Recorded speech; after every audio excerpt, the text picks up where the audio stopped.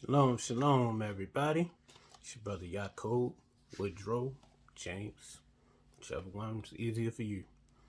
Here this week, all praises to the Most High, man. Made it another week. Can't take nothing for granted these days, man. The next second is not guaranteed to any of us, so you make it a whole nother week. Definitely a cause to say Todah Yah, Hallelujah. Thank you, Father, bringing us here together again. This week we're going to talk about how can't hang with everybody. Topic I'm sure everybody here is familiar with, heard before, definitely know about. We just gonna give some verses, different types of folk we can't hang out with. Sure, I won't cover them all. Any of them that I don't cover, somebody feel free to drop them down in that comment section. And let's get into it. Amos chapter 3, verse 3. Can two walk together except they be agreed? Nope. New Living Translation. Can two people walk together without agreeing on the direction? Wouldn't be too cool of a walk, huh? If I want to go one way, where I need to go is on this side of town. And where whoever need to go is on that side of town. Somebody ain't going to get their goal accomplished. So, gotta agree on the direction. Gotta, like Monique say, make it make sense. Let's get another one. This is Proverbs 24, verses 1 and 2. Be not thou envious against evil men, neither desire to be with them. Verse 2. For their heart studieth destruction, and their lips talk of mischief. God's Word Translation. Do not envy evil people, or wish you were with them, because their minds plot violence, and their lips talk trouble. So, don't be envious against people that's doing evil. And definitely don't want to be with them, because eventually, what people always say, we going to ride it till the wheels fall off. Eventually, the wheels going to fall off. And the very day that you might pick to hang out with them might be that day, and you end up getting something that wasn't even meant for you. So when you know that somebody's doing evil, no matter what perks and benefits they might be getting a lot of clout from doing evil. They might be getting in good with the ladies because they doing evil. If it's your lady listening, they might be getting all the attention from the guys because they doing evil, or getting attention from people that's putting money up, whatever. It may be, it's not worth it in the end. So stay away from people that you know is doing evil. Different if you don't know and you just get caught up. But when you know that what they doing is not right, because you see them getting away with it today, don't mean they going to get away with it tomorrow. And like I said earlier, don't even mean they going to get away with it a second from now. So when you know somebody doing evil, best thing to do, go the other way. All right. This is Proverbs chapter 1, and we're going to start at verse 10, and we're going to continue on. Verse 10. My son, if sinners entice thee, consent thou not. If they say, come with us, let us lay wait for blood. Let us lurk privily for the innocent without cause. Let us swallow them up alive as the grave, and whole as those that go down into the pit. We shall find all precious substance. We shall fill our houses with spoil. Cast in thy lot among us, and let us all have one purse. My son, walk not thou in the way with them. Refrain thy foot from their path, for their feet run to evil, and make haste to shed blood. And if you go to Proverbs chapter 6, verse 17, you'll see that that's one of the 7 things that the Most High hates, hands that shed innocent blood. So that'll put you in a real bad position with the Most High. And that's, out of anybody you could be in a bad position with, you definitely don't want to be in a position with him. So definitely don't want to run with folks that's talking about doing stuff like this. And it sound far-fetched, it sound, like far away out there, but these days and time, man, you never know. You can't put nothing past nobody. All right, verse 17. Surely in vain the net is spread in the sight of any bird, and they that lay wait for their own blood, they lurk privily for their own lives. So are the ways of everyone that is greedy of gain, which taketh away the life of the owner thereof. And we're going to get a precept real quick from the book of Sirach. This is chapter 34, 22, because it's talking about people who's doing like cold-blooded murder and killing people in cold blood. But you can also kill somebody and they'd still be like alive, living, and breathing, but they still dead. And we gonna get that from Sirach chapter 34 and verse 22. Really, really shortly. Give me 1 second. Here it is. He that taketh away his neighbor's living slayeth him, and he that defraudeth the laborer of his hire is a bloodshedder. So let's get that from the Good News Translation, just so we can make sure that everybody is able to understand that perfectly clearly with the D's and Dows and all that. We're going to say it in plain English. Sirach, chapter 34, verse 22, Good News Translation. It is murder to deprive someone of his living or to cheat an employee of his wages. So, read that one more time. Sirach 34:22, Good News Translation. It is murder to deprive someone of his living or to cheat an employee of his wages. I don't know who need to hear that today. Actually, I know a couple people who probably need to hear it, but I don't know if they listen to me. But if they just so happen to hear it, it's been read. Can't say you're ignorant no more. Can't say you don't know. Anyway, let's continue on. This is the Good News Translation of that same Proverbs 1, starting at verse 10, going up to verse 19. My child, when sinners tempt you, don't give in. Suppose they say, come on, let's find someone to kill. Let's attack some innocent people for the fun of it. Sick people out here, man, that'll say something like that and to do something like that. So, also, we got to be on guard. But if we know we got the Most High with us and we doing our best to keep his laws, statutes, and commandments, we got some safety that we can rest assured of in him. But yet still beware. Be aware. Beware means be aware. Let's attack some innocent people for the fun of it.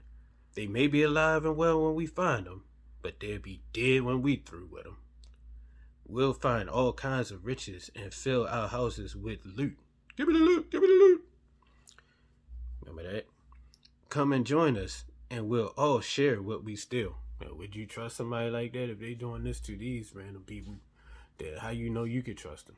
I remember one time I was in high school and I wasn't really good in math, especially like algebra.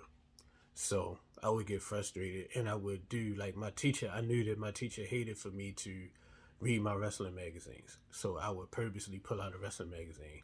And my teacher, she was cool. Like, she wouldn't send me to the office to get suspended or anything like that. She just wanted me out of her sight, out of her classroom. So I know if I pulled out a magazine, she'd be like, get out.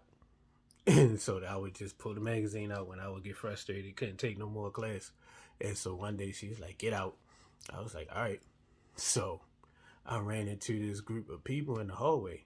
And it seemed like something off a cartoon or something. Like, I think like Pinocchio, when he was in that land and he got caught up with those people and he ended up in a cage or whatever. It was like that, just like a group of miscreants, like a group of people that you could tell they was up to no good. I don't know what they was drinking. It was some type of liquor. I think one guy said it was corn liquor, but it smelled like eggs, like whatever it was that he was drinking. And he offered me some of that. I said, no, thank you. And then the guy was like, oh yeah, guy, we're going to shank some boy. You want to go and watch? And I'm looking at him, and I'm looking at them, and don't take this the wrong way, but the guy they said they was going to shank looked more like them than looked like me. I was the only one looked like me out the bunch. Y'all figure that out. I'm like, man, I don't think Joe the one that they get ready to shank. I hurry up and got out there, boy. I've never been a fast runner, but I think I got out of there pretty quickly. And after that, I think I went to class and stayed in class every day. So this verse just reminded me of that. When they say, come and join us and we'll all share what we steal. Like, you might be going with them and you might have the intent that you're going to do what it is that y'all say y'all going to do together, whatever plan y'all had together. But made me think like, hey, you might be the spoil. Running with them people that's doing the wrong thing. If they ain't loyal to nobody else, what make you think they'd be loyal to you?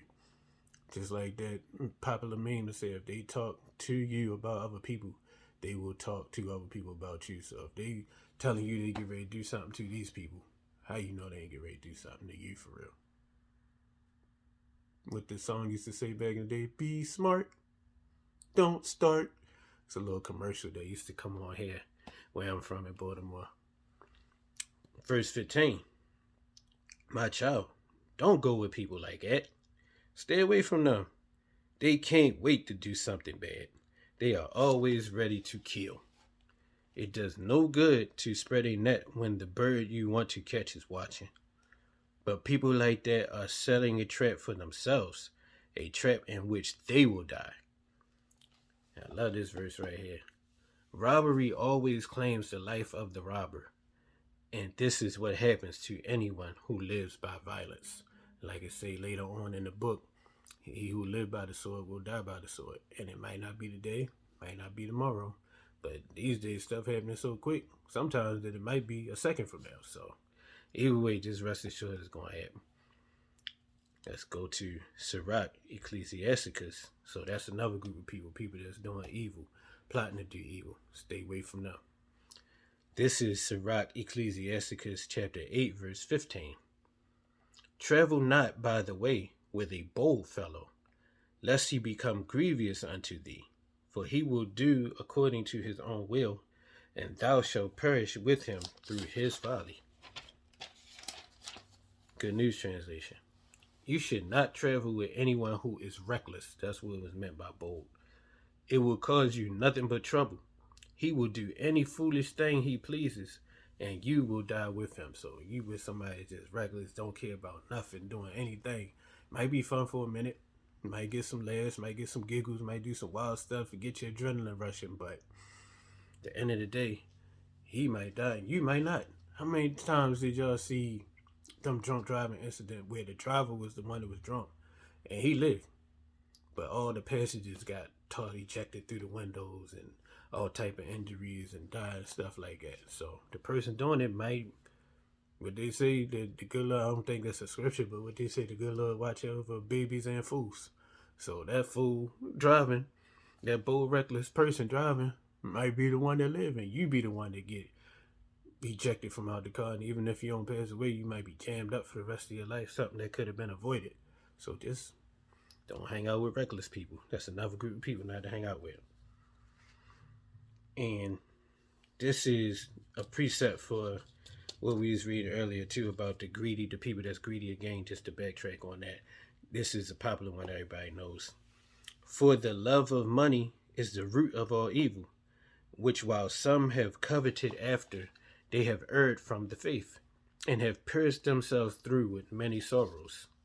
Now let's get a real clear understanding on this, because people would say money is the root of all evil, but it's saying the love of it, like the inordinate affection. We know we need money to live and all that, but this is saying the inordinate, like loving it too much, being willing to do anything for it.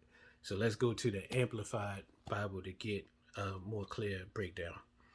It says, for the love of money, in parentheses it says, the greedy desire for it, and the willingness to gain it unethically. You're willing to do anything for it, willing to do things you know is wrong for it. That's what they're saying. That's what the love of money that they're referring to is the root of all sorts of evil. And some, by longing for it, have wandered away from the faith and have pierced themselves through and through with many sorrows. Proverbs 15:27 to back that up. He that is greedy of gain troubleth his own house, but he that hateth gifts shall live. Now let's be clear on that, because I ain't talking about any kind of gifts. Greed brings out grief to the whole family, but those who hate bribes, that's what they mean by gifts, bribes. Somebody just turn their head to something, or make me turn their see something, or something like that for a couple dollars. That's what that's talking about.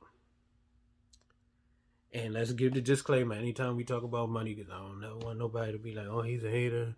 He used to have money, don't be mad, because you don't got it no more. You know, them type of people that like to say stuff like that. You know, I never really had no money.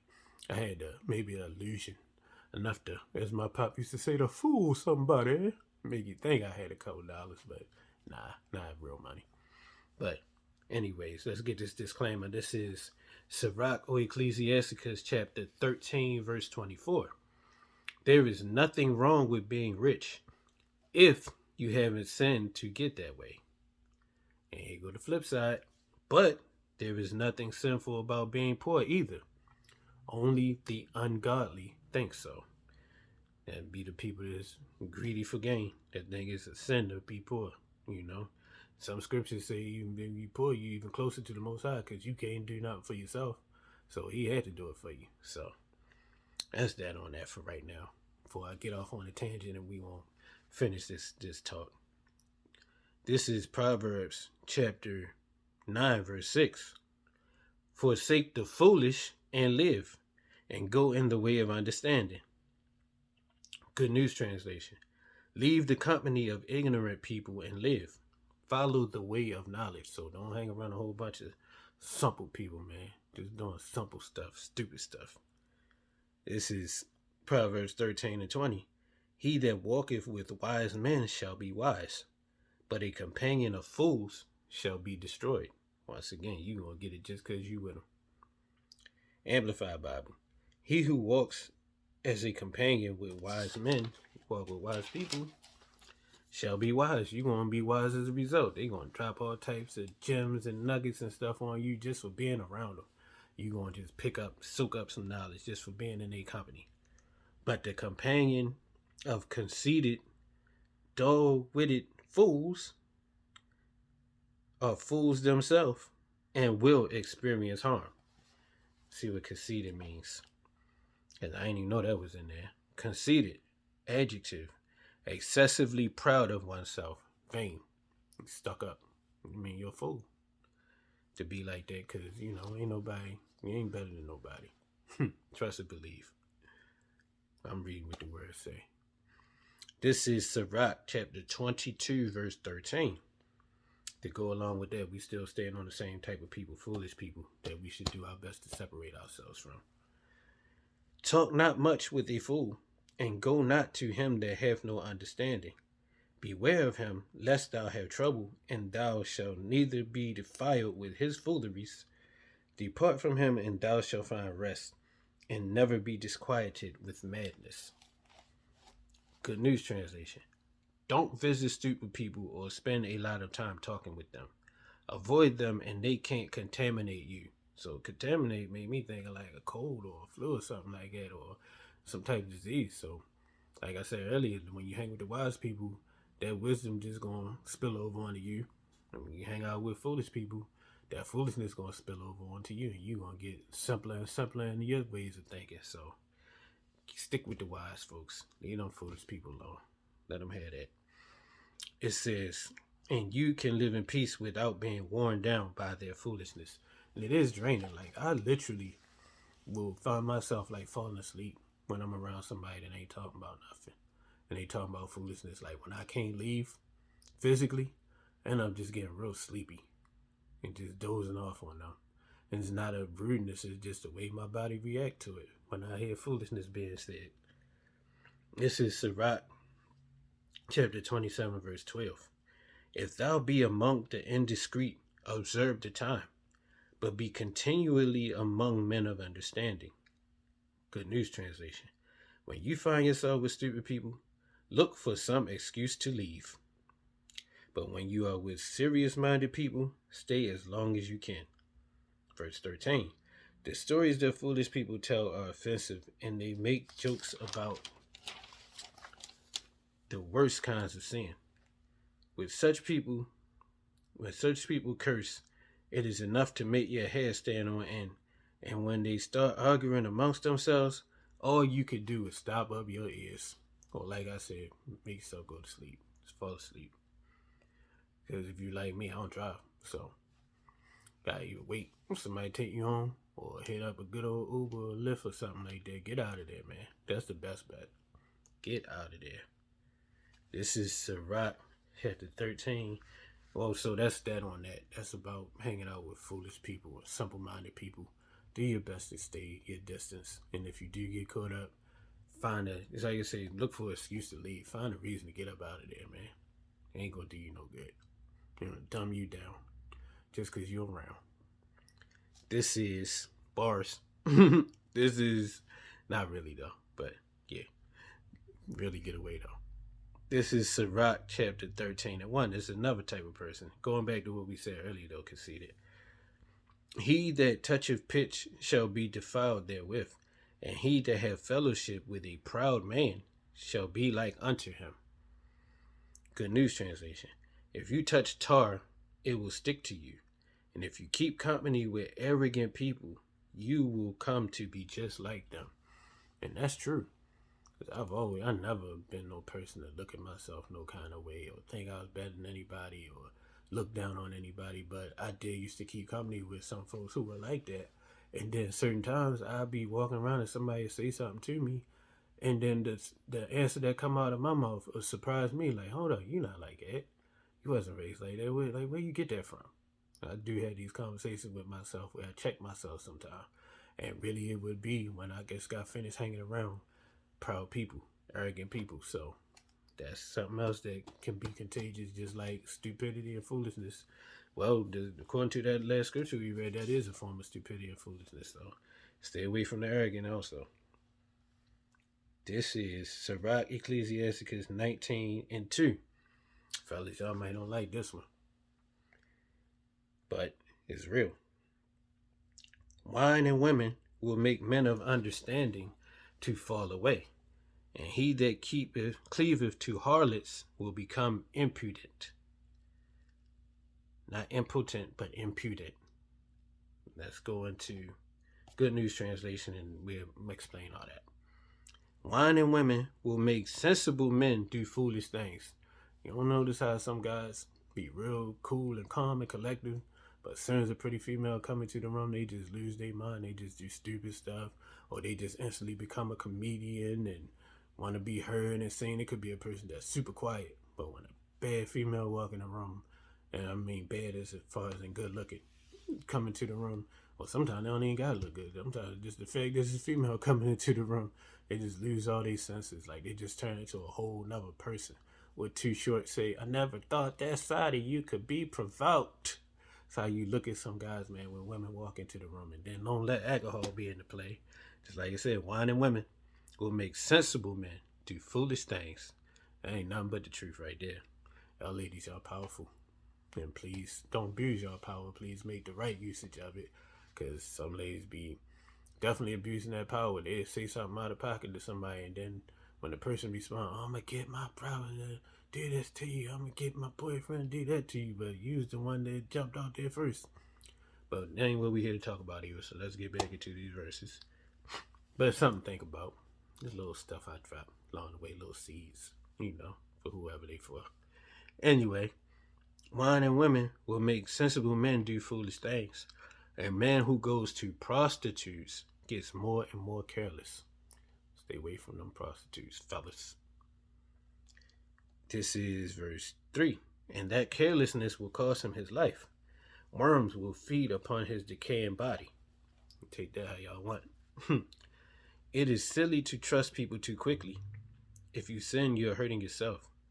If wickedness makes you happy, you will be condemned. Going back to what we were saying earlier. Let's get something from the New Testament, since I love the Old Testament, and that's where I mostly be at. But just in case for anybody who, love to hear they stuff out the New Testament, because some people like to say certain stuff, oh, that's done away with, this what we going by now, the New Testament. So let's get some stuff out the New Testament for everybody real quick.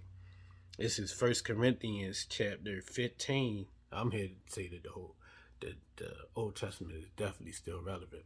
I love it.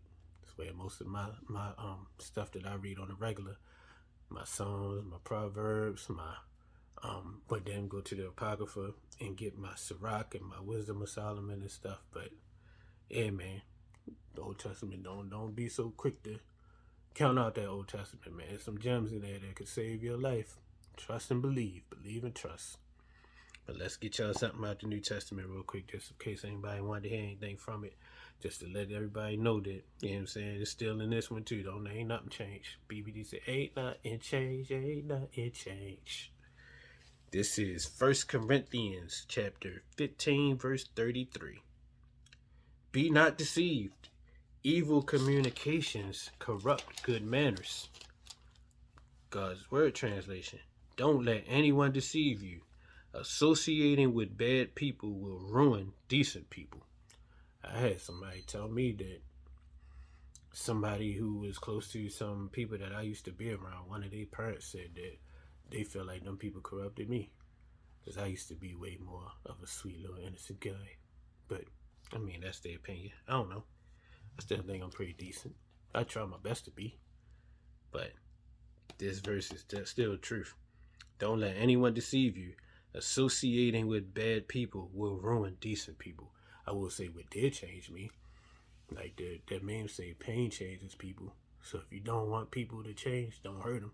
I did used to be a very much more just open and, like receiving of people, willing to, like meet anybody. Now I'm more discerning. I just say it's sharpen my discernment. I'm more looking at things and being more objective and being more reasonable and logical than just emotional. Oh, you just want to be nice to everybody. You don't want to hurt anybody's feelings. Some people, in the most respectful way possible, you do gotta just leave them where they at. And the old me wouldn't have done that. The old me would have been always trying to find something good about any and everybody, and finding a reason to stay around them and cling to them and let them cling to me and leech off my energy or whatever. So, if anything, people did change that about me, but I think that's a good thing. What they say, it was good that I was afflicted so that I may learn to keep the statutes and commandments, because that's when I started searching for answers out of this book. Once I got hurt, I'm like, damn, why this happened to me? Why this happened? Because the church, they say you give your life to hand to the Lord, your life to the Lord, everything gonna be good. And I did that and everything going crazy. So, then I started looking in this book and I started finding answers, and it made me into the brother that's sitting here talking to y'all today. So definitely wasn't a bad thing. It hurt at the time. They say no discipline felt good at the time, but where it put me at, who it made me into, I'm grateful. All praise to the Most High, and thanks to them folks for the little boost. I got a cousin. Shout out to my cousin Adrian, man. His name on Facebook used to be he had his name, his last name, but his middle name in between was Pain is a great motivator. And I gotta say I agree with that. Shout out cousin A, and shout out to the people who I was speaking about that gave me them lessons, all through life. Matter of fact, I had a homie who, like we went to school together. And I was like the geek of the school, like one of the geeks in the school. Like I had the big glasses, Steve Urkel type of guy for real. Real bony with the glasses, big old glasses on my face. So I was like the butt of a lot of jokes when people would come around and do, some people call it the dozens. In Baltimore, we call it cracking. So when people would get the cracking on each other and stuff like that, I would get picked out the lineup just for walking past. And then I had like one homie who's like, we cool to this day. Shout out to him too, my brother James. Another James Fields. He came to me one day, we hadn't seen each other in a long time. And he was like, man, I know I joked a lot in school. And if I ever said anything, that offended you or that hurt your feelings or whatever, I just want you to know I apologize. And I thought that was very big of him, very respectable. But I told him at the same time, I say, man, look, I grew up in a house that was very much just everybody just loved on each other. And it was kind of like Leave It to Beaver. Whereas though everything was just happy and positive and everybody just, like pumping each other up all day long. So the fact that you gave me the other side of reality of what goes on in the real world, because everything in the real world is not like what happened in the household that I grew up in. So you helped to give me an early dose of reality to make me better equipped for things that I experienced later on in life. So no need for you to apologize. I thank you, brother, for giving me that dose of reality for real, So yeah, like I said, it's good for me that I was afflicted, because that's the way I get to learn to keep the Most High's laws and commandments. That's in Psalm 119. And that's true for real. Now let's go to another one in this is 2 Corinthians. We just read out of 1 Corinthians. Gonna get you something out of 2 Corinthians.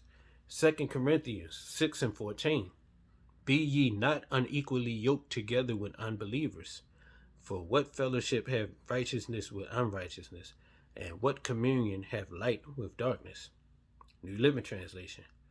Don't team up with those who are unbelievers. How can righteous be partnered with wickedness? How can the light live with darkness?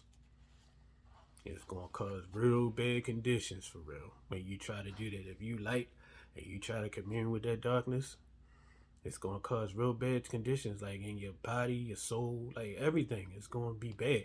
Trust me, I did it for years. And I remember one time I went to a funeral. May he rest in peace. Real dope brother from here in Baltimore, man. Baltimore legend, matter of fact. Mr. Tony Boston. I was at his funeral and I had left my old work situation, but I was headed back. And the pastor at the funeral, I guess he might have got wind of it because he looked me dead in my face. He was preaching to everybody, but then he came right over to where I was and looked me in my face. It was like, it's going to be a time where people is going to be screaming for you. And then you going to go back to your hotel room and you going to be screaming, God. And sure enough, just like he was a prophet in that moment, that's exactly how it happened. And I got no rest the whole time I was trying to do that until I said, I can't do this no more. Came back to where I belong. And it's like instantly my peace and everything just was restored just like that. So read that one more time. New Living Translation of 2 Corinthians 6:14. Don't team up with those who are unbelievers. How can righteousness be partners with wickedness? How can light live with darkness? Let's get it from the God's Word translation. Stop forming inappropriate relationships with unbelievers. Can right and wrong be partners? Can light have anything in common with darkness? And that's what I always said, man. I had nothing in common with nobody. I mean, there's one thing that what they say music is the universal language. So anybody, a person, you can go to a country where a person don't even speak English, but you get to singing, they gonna feel it. Or they might sing something for you or perform something for you in that country and you might feel that. So music kind of bridges a lot of gaps. But outside of that, you take that music away and you and those people have nothing in common. And that was my situation. Without saying too much, had nothing else in common. Like I just felt like I was just by myself. I would bring friends on the road with me. And the crazy thing about it, people go in the direction of the glitz and the glamour. So I would bring somebody on the road to hang with me. And they would end up going the way of the glitz and the glamour too. So I was still by myself. But at the same time, I wasn't by myself because that's the time that the Most High had to speak to me. To pull me to the side, pull my coattail. Get me where I'm at right now. So all praises once again. Let's get this. This is Psalm 1. And this whole psalm is about that same type of thing. Blessed is the man that walketh not in the counsel of the ungodly, nor standeth in the way of sinners, nor sitteth in the seat of the scornful. But his delight is in the law of Yah, and in his law doth he meditate day and night. And he shall be like a tree planted by the rivers of water, that bringeth forth fruit in his season. His leaf also shall not wither, and whatsoever he doeth shall prosper. The ungodly are not so, but are like the chaff which the wind driveth away. Therefore the ungodly shall not stand in the judgment, nor sinners in the congregation of the righteous. For Yah knoweth the way of the righteous, but the way of the ungodly shall perish. New Living Translation. Oh, the joys of those who do not follow the advice of the wicked, or stand around with sinners, or join in with mockers, but they delight in the law of Yah, meditating on it day and night. They are like trees planted by along the riverbanks, bearing fruit in each season. Their leaves never wither, and they prosper in all they do. But not the wicked. They are like worthless chaff, scattered by the wind. They will be condemned in the time of judgment. Sinners will have no place among the godly, for Yah watches over the path of the godly, but the path of the wicked leads to destruction. Let's get a precept. This is Sirach Ecclesiasticus 11:9. Strive not in a matter that concerneth thee not, and sit not in judgment with sinners. Go right along with that verse that we just read. Good News Translation. It's good advice too, period. Don't get into an argument over something that is none of your business. And I see a lot of the world doing that these days, man. It's one of my favorite memes I ever seen, and I can't find it nowhere. If anybody find it, y'all send it to me. If you're my friend on social media, Said today's news, people still worried about the wrong S word. I see a lot of that. So once again, do not get into an argument over something that is none of your business. And people find getting arguments about the stupidest stuff, man. And it goes back to something my granny told me when I was a little boy. I used to be a fan of collecting like Right On magazines and Black Bead and all them type of magazines. And I used to be real protective over them because like back in those days the ink that was on them would come off very easily. Like if you touched it with your thumb or something like that, the whole person's face that you had your thumb on won't be on the page no more. It'll be on your thumb, that ink. So I used to go in the daytime. My sister and I used to go over to my granny's, and she would babysit her. And my aunt, her and my aunt would babysit us until our mom and dad got off of work. But all my cousins was over there, so it used to be we had so much fun. But at that time, like they used to, I would come in with the magazines, and they'd be like, "Oh, let us see your magazines. Oh, let us see." I'm like, "No, cause y'all too rough. Y'all gonna touch my magazine, and y'all gonna make Michael Jackson's face come off." So one of them went in the room. We was in the living room. One of them went in the kitchen because my granny used to always be in the kitchen singing and listening to the radio and stuff, listen to her Christian music. So they told her, like, "Grandma, he won't share with us." So my granny's like, "Come here." I came in and "Yes, ma'am." She like, "What's the problem?" I said, "They want to hold my magazine, but they too rough. They gonna touch my magazine and make Michael Jackson's face come off." My granny said, "Listen, it's Michael Jackson somewhere with a picture of you telling his 4 brothers, or however many brothers he had, that they can't touch it because it's going to make your face come off." And I'm thinking I'm telling her something. I feel like I told y'all this before because as I'm saying it seemed like a deja vu moment or whatever. But anyway, I'm going to continue on. He said, I say, "No, man, he don't know me." Thinking I'm telling her something. She said, "Exactly. You ain't supposed to be worried about nobody that ain't worried about you. Give him that book." And from then on, that changed my whole perspective. And these days, people will hate you because somebody else got a problem with you. And that person, like they had a meme back in the day, if they came to see you, you was on your deathbed and the Make-A-Wish Foundation or somebody had you to come and visit them because you was their favorite star. One second. I'm back. If you was their favorite celebrity and they requested to see you, trust and believe, they unplug your life support to charge their phone. And people don't care nothing about you. And you ready to be mad that somebody ain't did nothing to you over some other people. Be smart, like I said earlier. So, back to where we was at. It says don't take parts. Oh, it says do not get into an argument over something that's none of your business. We covered that part.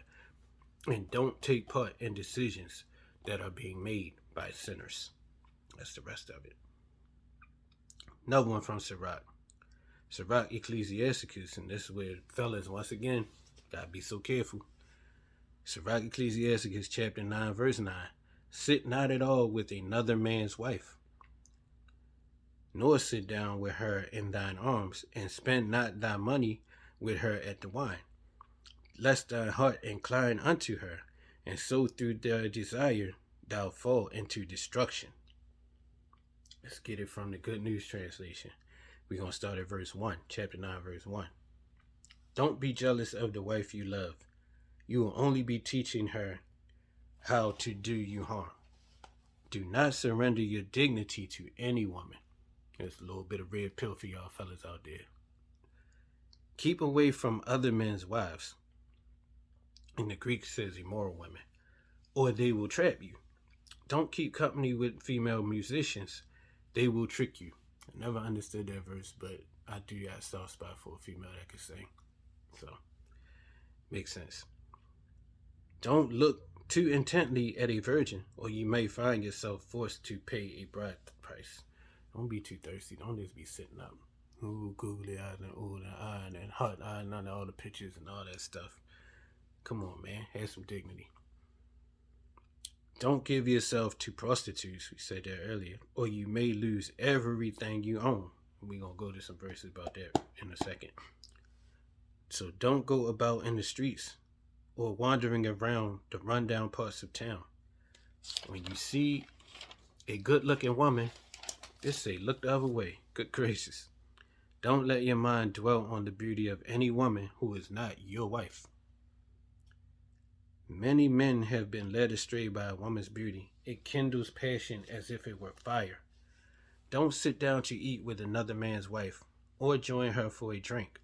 You may give in to the temptation of her charms and be destroyed by your passion. I don't want that.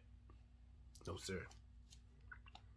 This is Proverbs 6:26, chapter 6, verse 26. For by the means of a whorish woman, a man is brought to a piece of bread, and the adulteress will hunt for the precious life.